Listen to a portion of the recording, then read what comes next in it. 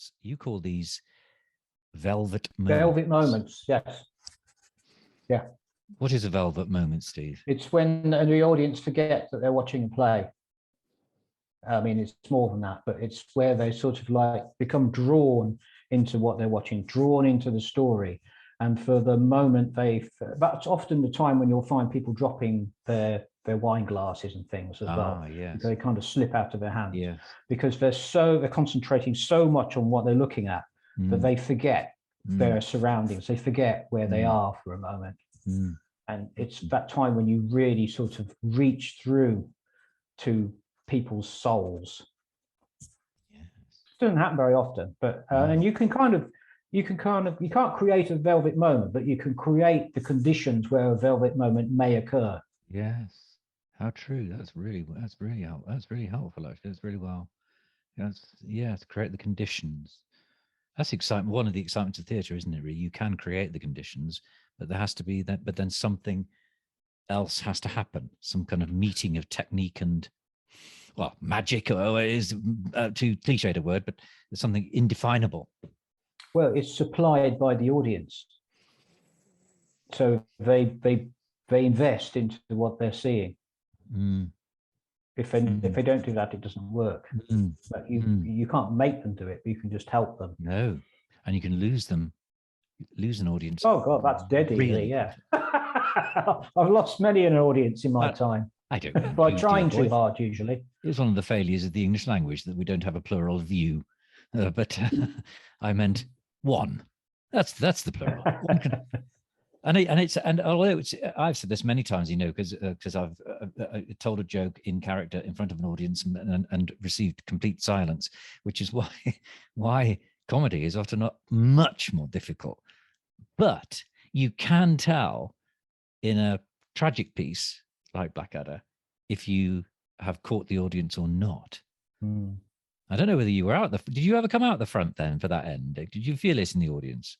I saw it once. I snuck around because I had a few little jobs to do at the back, but I tended to come out and listen to what the audience was saying when they left, and often they weren't saying anything at all, which was kind of interesting.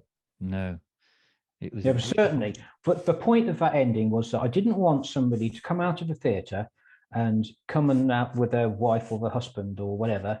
And say, did you put the recycling out before we came? What are you going to watch on television later on, or anything like that? They just had to still be in the moment. Yes, absolutely. That they were. Oh gosh, they were. I was ushering one night. I think I was ushering a few nights actually, because we did it in uniform. I seem to recall. Again, I think Charlotte was. Oh, that's right. Charlotte was an air person. I was a military police officer or something. Anyway, the point is that we showed a lot of people to their seats who were, who'd lived through the Second War, and there was the word moving doesn't really cover their response, but it was an appreciative sadness, if I can call it that. It's too cheap again to call it cathartic. It wasn't that, but it was more. It wasn't a kind of outpouring of emotion that the audience felt, but a newness. I often think in great theatre, you find yourself feeling something that you've never felt before, and you've got no name for. And that's what that was. Like if you can go to a great art gallery and you kind of see in beautiful, in the most astonishing painting. I thought, well, I'm a real kind of peasant with this, and for me, it'd be something like Turner. And I look at some of Turner's works and I think, there are colours there I've never seen and I've got no name for. And at the end of Blackadder, for example, I felt, don't know what this is, but I've no name for it. Beautiful. That's great, isn't it? That is absolutely tremendous. We ought to get into your writing before we go back to the stage for your directions and acting and so on.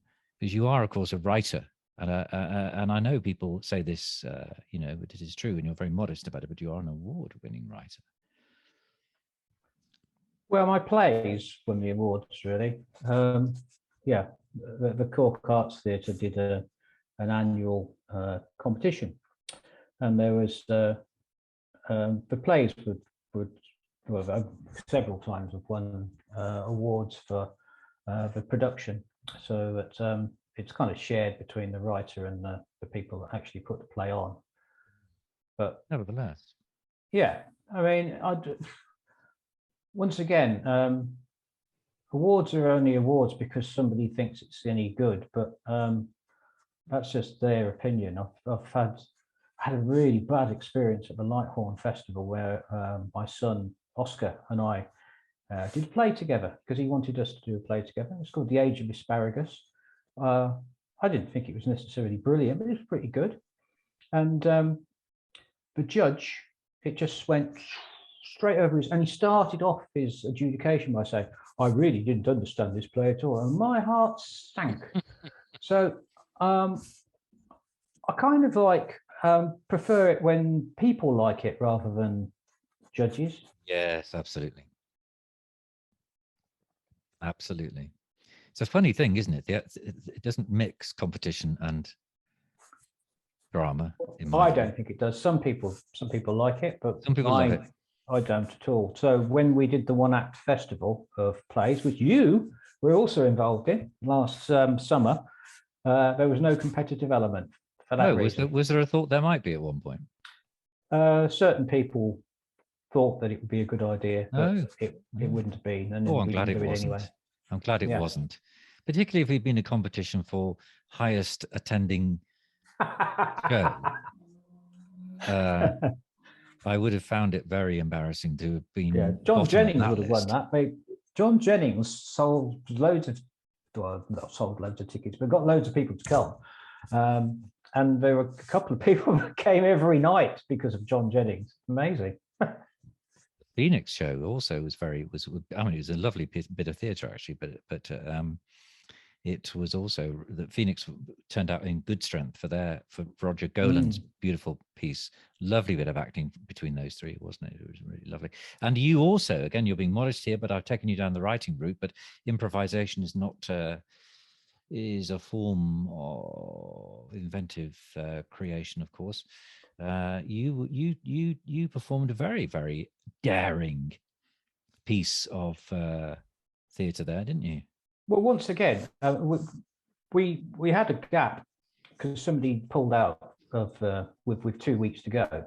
So either we had to we couldn't drop nights because people had invested and they were all prepared to do these. So we had to find something to go in there.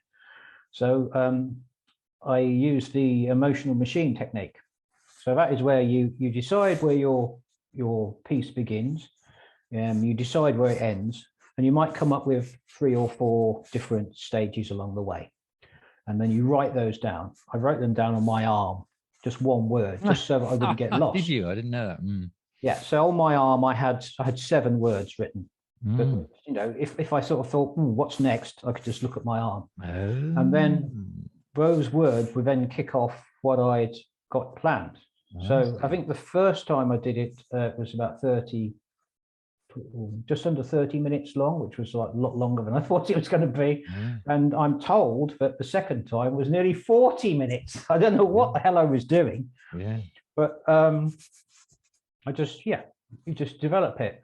But it was made a lot easier because of this thing. It's a bit like standing in for David Mears in Blackadder. You know, if I'd cocked it up, I mean, I could. No one was going to say, "Oh, well, he's an idiot," you know, because they know I only had 2 weeks to do it, and I hadn't got any script. I was just making up as I went along anyway. So, you know, if it's low pressure, then it tends to work better for me. Yeah, that's interesting how you should define it as such, because there will be, well, I know there were lots of people who thought, there's no way I would do that. That is a bit dangerous, because it could go horribly wrong. We were lucky, though. It seemed to go okay. It seemed to go quite well. It went very well indeed. Nick Lemessurier, who I just happened to know, thought very extraordinarily highly of it, and along with many others, actually. Including myself, and it's not just the respect for doing it, but I think Nick's comment was something like, this is a very fine piece of theatre, whether it's improvised or not, something of that sort. But then improvisation is not a sub-art. It's an extraordinarily difficult, challenging Well, you see, this is it. Everybody says that. I don't find it as hard, I don't think. I mean, I can find it quite difficult sometimes. I don't think I find it as hard as other people do. Maybe that's just part of my spectrum-y thing. But also, the risk for me was I was pairing with Lucinda Toomey, who she was asleep through most of it. But there's a real danger that when you appear with her, that because she's better than me, and that she'll steal the whole thing. We did a play called together, a big long play called Sparrows in a Hat. It was done in the round at the Bear Pit before things were done in the round at the Bear Pit very much at all. And so I wrote the play, I directed the play. I was 50% of the characters in the play. And I was not the best actor. That's annoying, but that's the way it goes sometimes. No, I think people do find it very, very exposing, very, very. And we just don't do it. Actually, that piece that you did was, I don't think there's been another piece like it before, or well, certainly not since. Well, that's the beauty. Even the two times I did it, they were different from each other because I forgot different things, or I went off in a different direction. Yes. This is part of because I've had the great privilege and pleasure of being in your production of Pillow Man, and this is part of your rehearsal. No one else does this, and people I'm not saying this is either good or bad, but you are certainly in that show. I don't know whether this is typical of all the things you do. You use improvisation as part of your rehearsal technique, don't you? Well, you did rehearse, anyway. So why do you do that? What's the? Because if people are just standing there saying the words on the page, and even if they're injecting some kind of fake emotion into it, they become like puppets. It's part of the Velvet Moment building philosophy, I suppose.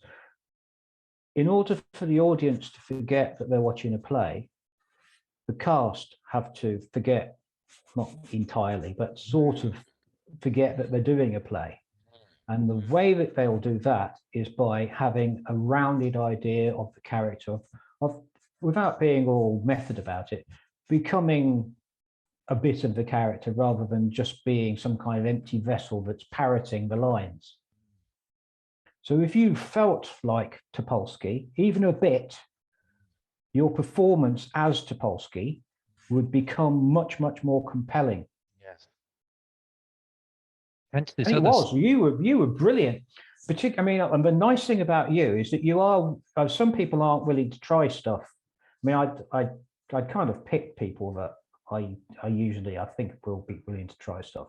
But I mean, you were definitely willing to try. And, you were outside your comfort zone for quite a lot of that rehearsal process. Almost all of it, actually. Yes, absolutely. But you were willing to go with it. Yes. Well, we all were, weren't we? It's as you say. You. I mean, that's true also for the play, isn't it? The play decides to go outside the comfort zone of what is conventional, what is or even acceptable, in order to, I thought, in order to find things. The play itself and its story arcs and subplots and soliloquies, he was taking risks with that. Is this too long? Is this soliloquy going to be credible? What is credibility anyway?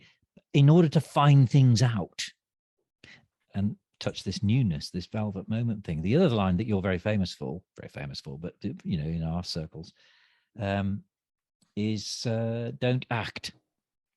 Yeah, you're acting too much. Stop acting. Because maybe part of it's tells, but when somebody's trying to act, it becomes obvious that they're trying to act. And in the extremists, you get people that can't stop doing. I mean, I remember. I won't name the person, even though actually I don't think they're around much anymore. But anyway, but a person that could not stop. So all the time that they were speaking, they were doing things like this, and everything had to be it was almost like a sort of James T. Kirk type thing, because he does that in the original Star Trek. Oh yes, that's true. Yes, that's true. He does. Whereas with him, you kind of allow it. I don't know why, perhaps, but I mean, it's obvious that you're acting, and if you want a velvet moment, you have to make believe that you're not acting. So don't act, and it will come out.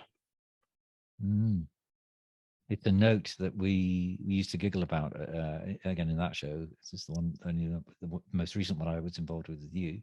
It's a note that you, as a cast, we would giggle at, that we'd get a note after a rehearsal bit, and you'd say, "You see, Graham, you were acting." But that's how it appears in common parlance, though, isn't it? It is interesting how in ordinary chit chat people say, "Oh, don't be so." You're just acting. You're just putting that on for precisely the reasons that you've just said. Actually, isn't it? That's not credible, because you can see that you're acting. You see, and you're dead right. When you're in a theatre and you're not quite sure, you know people are in character, but there's a sense in which you've been taken beyond that, and you don't know quite. Yeah, anyone could pretend badly, but you have to pretend so well that they don't even know you're pretending anymore. By the way, since we're in the bear pit in our conversation here, now I will put this out in December, so we will have missed absurd person singular. However, so there's no point saying buy a ticket because it's gone. However, what a wonderful way to, I know we've had the One Act Play Festival, and then we had the deck chairs. I say we, I'm being flippant here, but I don't mean it to be, I don't mean to sound flippant. There is an incredible sense of community in that theatre. You know, I call it it's rather pretentious, but it's a Martin Luther King thing about, you've got to be, if you can build beloved communities, things change. And I love that. It's really about the heart and so on. But I think in the bear pit, that is the case. There is don't you? There's a beloved community, Definitely. Real sense of it. And as this is going out in December, I can say you should come and see the play that's on in February. I can't say what it is because at the moment we're in November and it hasn't been officially announced, but it will be really, really exciting. Either that will be a car crash. Well, it won't be a car crash. It'll be really exciting, something very different. And hopefully we'll do another One Act festival. There's certainly the mood music is positive towards that. So we'll do that again in the summer. We were very nearly on the edge of a scoop then. Yeah, I know. Sorry. I'm glad you haven't, because one of the things the Bear Pit is very good at is maintaining a decorum. It's one of the reasons why I think the Bear Pit is so free of rancor. And well, it's because everybody does what David tells them to do, which is great when you have somebody that's Jesus-like in command. Yeah. The time when it won't work is when, or if David ever, when he gets too old, I suppose. Well, if he ever chooses to step down, and I don't know who will take over. John Paul II. I don't know. Somebody. Peter. I think if that ever does happen, we'll find that he never really existed. Well, yes, that's a point. Because people sometimes have a go at guessing David's age, don't they? And it varies between 20 and 109. Anyway. Or perhaps he'll die and then come back to life 3 days later and ascend to heaven where he belongs. Or yes. I think that's the end of a paragraph. I can't really, I can't continue that paragraph on. Anyway, the point is, if he's Lenin, what if we have a Stalin after David? That would be awful. Don't go there. You will take me down the long road of Polish history, Steve. And I know how fascinated everybody is with that. I and my Polish friends are. But I hope, by the way, that by the time this does go out in December, that my own piece will have been selected by Second Thoughts to be done in October. I have my piece I've written up for grabs. Anyway, is it the piece that I read and nearly had a punch up with your mate, your no, anti-Semitic mate? No, that one has turned into something completely different now.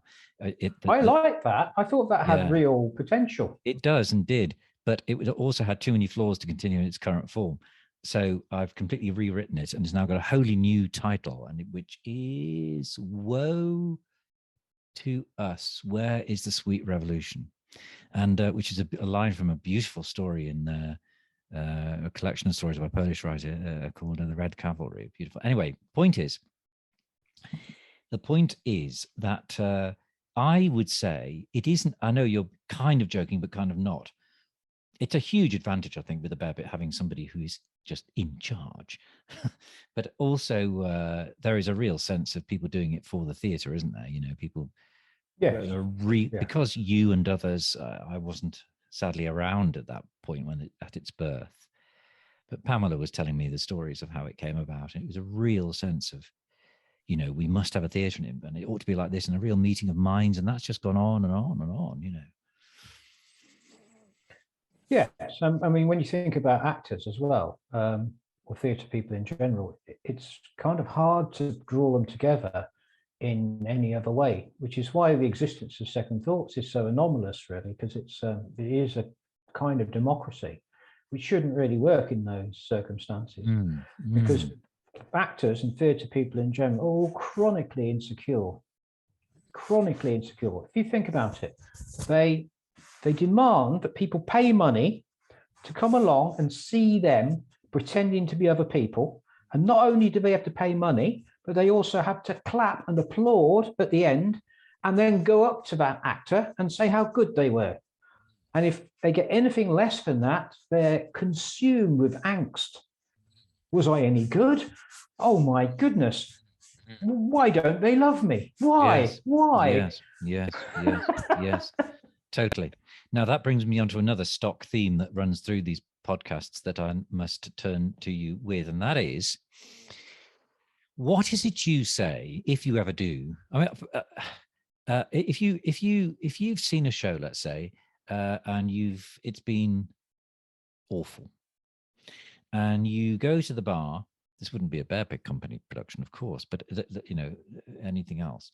If you go into the bar and there are the actors, and indeed there is this awful moment where somebody will come up and say, I mean, that's why one of the reasons I never go into the bar after a show, where people come up to you and say, no, it wouldn't come to me, but they probably come to you. What do you think, Steve? What do you think? Now, if it's been awful, what do you say? They do it once. They never do it more than once. To you? Because to me, because I will tell them. And people don't ask me unless they really want to know now. You don't sugar it them? No. I mean, the best I can say, I mean, talk about Bear Pit productions. There's been some that I just haven't got at all. One of them was a lower low, because I never understood why that was funny. The TV series was funny either. It's one of those, maybe it's one of those ADHD autism things that just doesn't connect with me. And the best I could say was I just don't understand it. I don't understand why it's funny or anything about it. Just doesn't connect with me at all. But usually, if something's bad, you can tell why it's bad, and it's often because people are trying too hard. They're overacting. It's almost like, look, Mum, look how good I'm acting. Or sometimes a writer will do it as well. They overwrite things, so their words get in the way of the story. Yes. So you can have a really good, compelling story, perhaps. Yes. But you're so up your own arse with, I must put in these extra words here because that shows that I'm really, really good writer. And it just gets in the way of it. So when I do write things, I don't do that much anymore. But when I do, I'll start with a script, and I can almost guarantee it will be less than half the length by the time I finish with it. Yes, absolutely. Cut out all the extraneous words, get rid of anything that gets in the way of the story. Yes. Yeah, Stephen King has this beautiful book called On Writing. I imagine. Yes.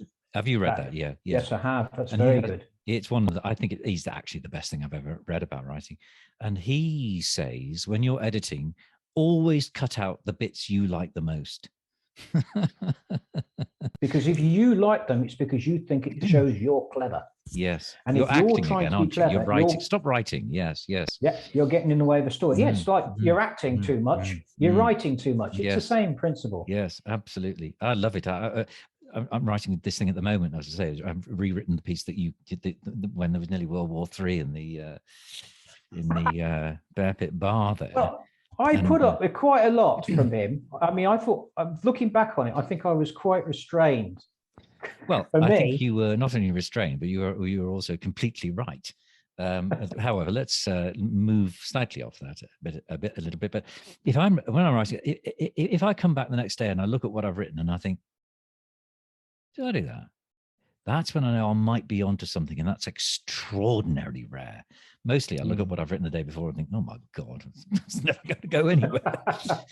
Delete is my favorite button, and it should be though, shouldn't it? Coming back to plays that you and how one gets involved in them. Are there plays where you look back with great fondness? Are there that you've directed or been in? Are there plays where you, and separate, I suppose, but allied to that, are there plays that you've been in or directed and you've thought, oh, I'd do it totally different now? Yeah, God, there's loads. I really, really liked being in Shadow of the Gunman. It was directed by the late Maggie Curtis, who I don't think directed anything after that or before, as far as I know. And she was really, really good. I don't know if it was a confidence thing. Maybe she didn't realize how good she was. But there was a wonderful thing with Chris. Chris Jackson built a door for this flat that me and Kevin Hand lived in the play. And the door only opened one way.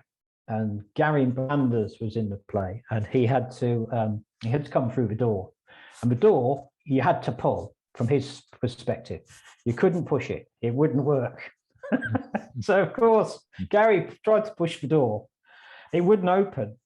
And then Gary, being Gary, he panicked. And I was waiting. As anybody would, frankly. I'm with Gary. I would have had a bright flap. Yeah. I remember the door sort of just came off its hinges. And then it's Gary. And I caught the door. And I sort of propped the door up against the flat. We did the whole scene. I mean, I started by saying, "You broke my door." And then I sort of put the door back again at the end and said, "I don't like that man." He's from Wales, was he? Yeah, he was from Wales. Yes, from the north side of Dublin, part of Wales. So, but that has a great fondness. But Maggie was a genius, a quiet genius, I think. She was incredibly modest, as all the best people are in many ways, you know. And, you know, I didn't know. I forgot she directed that. That's appalling of me. I apologize, but how lovely to get her name into. It's lovely to speak of people who have gone, isn't it? Really, I think we are very squeamish about this, and we shouldn't be. Maggie continues. Well, we've had Maggie, and we've had John Golby. Yes, and Phil Bruce Moore, and many people, haven't we, who've lost sadly and miss hugely. John, we miss immensely, of course, too. And you were very close to John Golby, were you not? And probably still are. Well, John Golby was extremely useful to me in many ways. Apart from being one of my closest friends, he gave me somewhere to live when I had, whenever I had a sort of relationship breakdown, which with a woman, which was quite frequent throughout my life. It was always handy to know that John's house was a kind of refuge if I wanted to go and live somewhere for a while after the death of another relationship. You and he had a lot of similarities, didn't you? I think, of course. Yeah, I think he was on the spectrum. Well, no, he was on the spectrum as well. Some wonderful games parties. Yeah, they were theatre in the round. They were promenade theatre in many ways, weren't they? They were. best things in life have a theatrical frame to them, I think, yeah, it's interesting how the word character doesn't cover it really. He had a life and an unpredictability that was entirely his own, and you couldn't describe it in any way. You couldn't experience it in predictable terms. Huge man in all kinds of ways, wasn't he? And massively generous. And he was another one, isn't he? There was no filter. No, none at all. In some ways, he was a throwback to an earlier time. Yes, A time before, almost, yes. yeah, time before television, where people would open their houses to their friends and they would come out and play games or sing songs or do quizzes. He was very into all that stuff. Now, as we draw to a close, as the sands of time draw to a close, the old ones are the best, let us look forward into the bright, bold future. Of course, we don't know whether Boris will continue to mess things up. I suppose the odds are pretty good that he will. They'll get rid of him eventually. The Tory party will knife him in the back. Yeah, well, they do, don't they? Yeah. All political careers end in failure. Starts being useful. But supposing it all goes well and theatres remain open, are there plays that we're both of us of an age where we're probably Romeo's gone, probably even Hamlet. Although Stephen Burkoff played Hamlet when he was pretty old, didn't he? But are there parts that you would love to play, or plays that you not necessarily that couldn't be done at the Bear Pit, even where you think, oh, I'd love to direct that. Couldn't be done at the Bear Pit, but I'd love to do it. Do you have those thoughts? I always wanted to do Brimstone and Treacle at the Bear Pit, anywhere really, but I doubt that it'll ever be done there, partly because it's attached to the church and it's a play about the devil. And I would, if I couldn't direct it, I'd love to play the father, the father of the girl who's handicapped, or what is she? Well, she isn't, as it turns out. Oh, I'm spoiling the ending for people now. Happily, do you know the play Brimstone and Treacle? I don't. No. I shall Google it after this. It's one of my favourites. I mean, I've got two plays that really maybe three plays that really. There's two Jim Cartwright plays. One was Two, which I think is an outstanding, wonderful piece of work, and Road, which is another Jim Cartwright. Yeah, super. And Brimstone and Treacle. Oh. I'm not going to tell you the story because it's just too involved. But I mean, it opens up so many questions about what's real and what is the nature of good and evil, and can evil begat good things almost accidentally sometimes.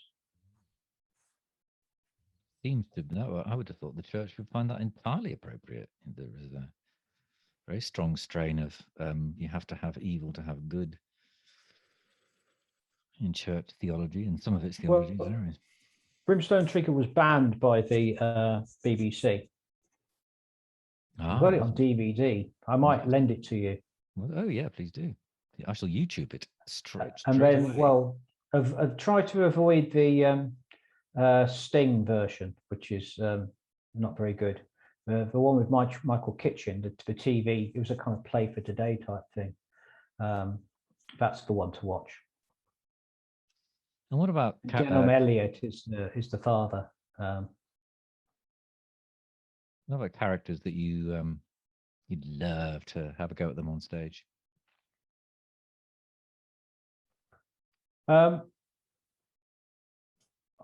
just like characters that have a bit of bite to them.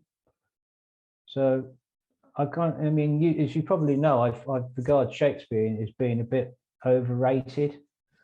I know it's blasphemy to say that, but I do. I mean, I do. I mean, he's pretty good, but he's not that good. I thought it was all writers no longer living that you had an opposition to. Well, the famous quote is actually Phil Drury's, which I do agree with. And he was criticizing, at the time he was criticizing Second Thoughts, but that's the Second Thoughts of some years ago. It's no longer true, really. And he used to say, "We're Second Thoughts. We do plays by famous dead people."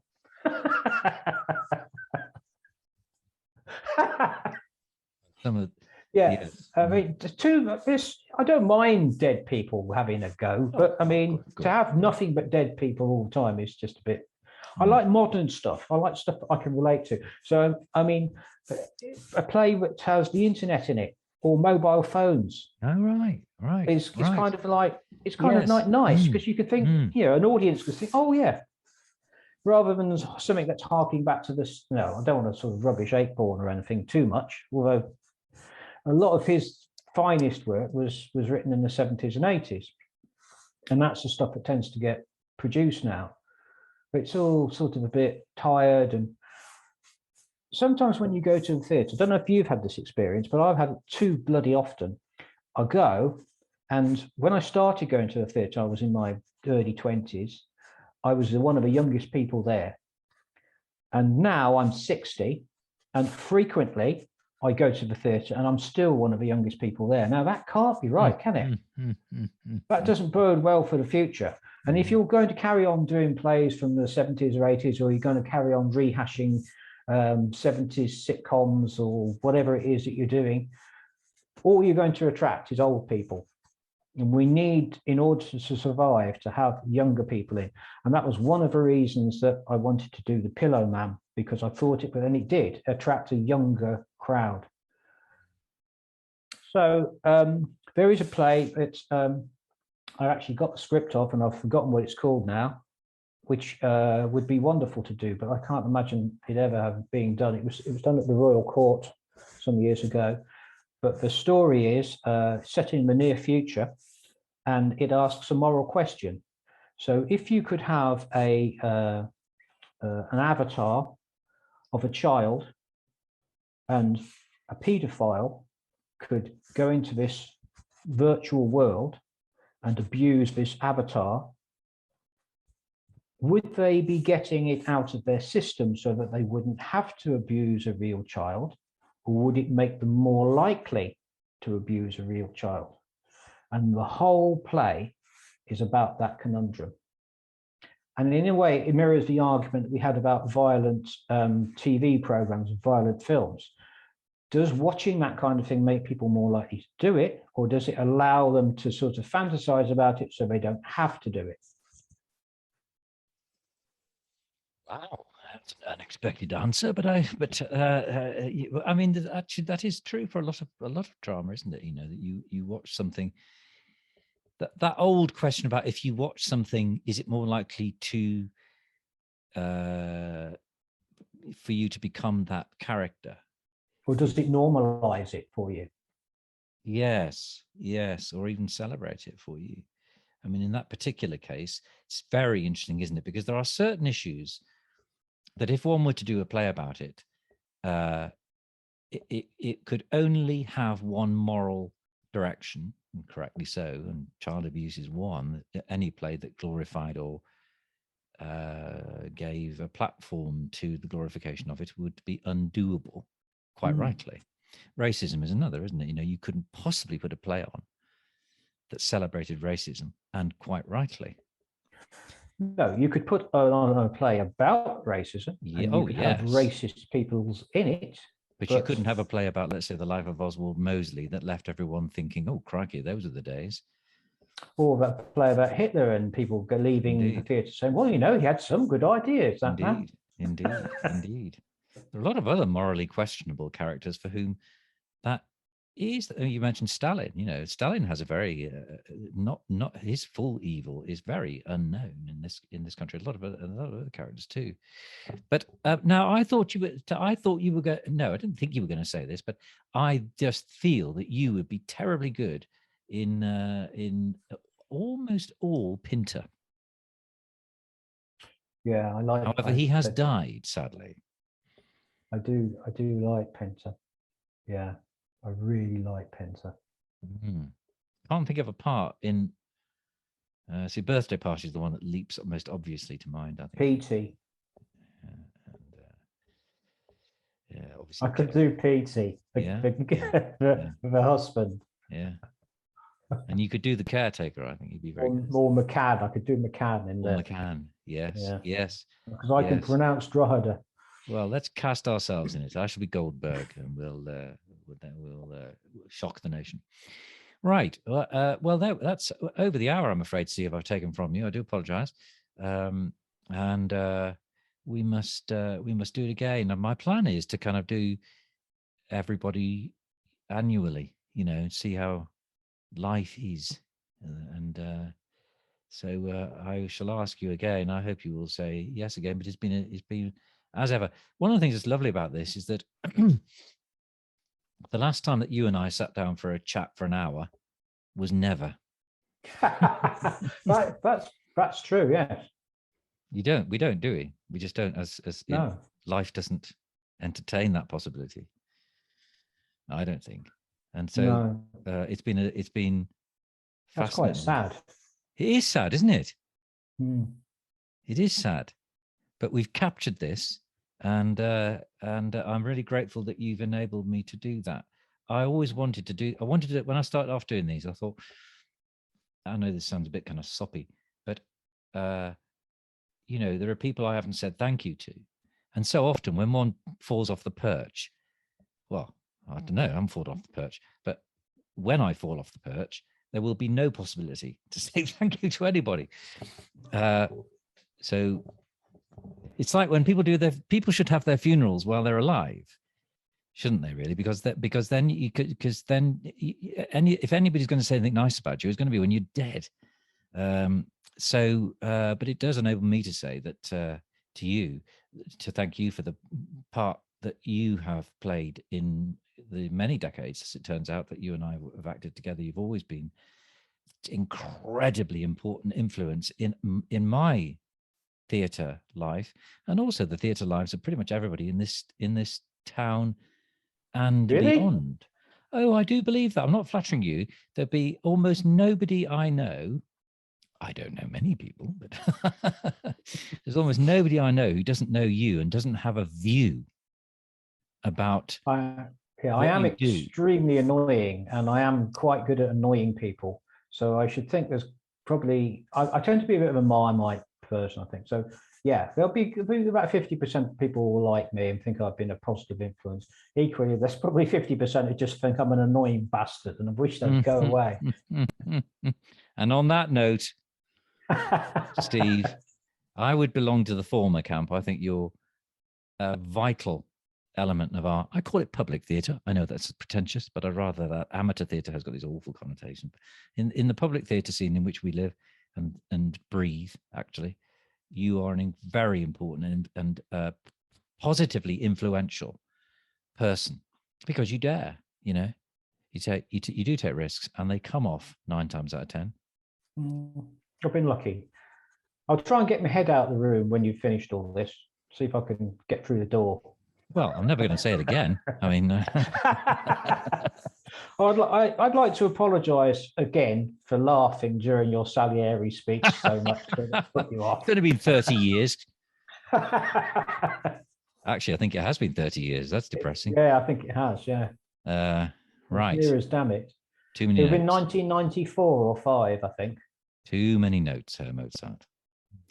Well, I must get you back on this, and I must get you onto the ZTE thing because I bet you could write some really fascinating things for the small screen. And I'd love to have you do it. And I might try and do an emotional be very good acting machine too. piece. I might try and do an emotional machine piece for you. Ah, now that would be interesting. That would be interesting to do that live, to do like a Facebook Live. I've always wanted to do one of those. I think we should do it. You get somebody together and we'll do it. We'll put it out there. Yeah. Gosh, crikey, what have I said? All right. Thank you, Steve. May your day go Thank you, peacefully. Graham, and thank you for doing these Zoom No, things. It's they're really total pleasure to me. Namaste. Oh, I don't want to goodbye. end the meeting. I want to end the record. Hang on. I'm just saying goodbye to the record. You're saying goodbye to the record. We'll hear the lovely American voice telling us that the record has stopped.